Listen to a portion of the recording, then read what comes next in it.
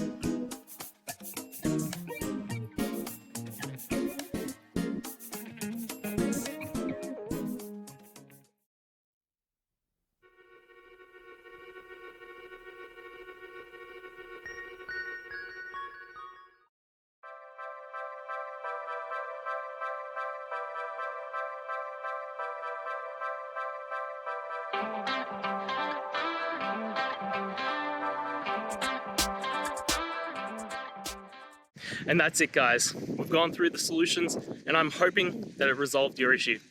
If it did, please hit the subscribe button. I'd really appreciate it. And until next time, I hope you have a good one. Cheers.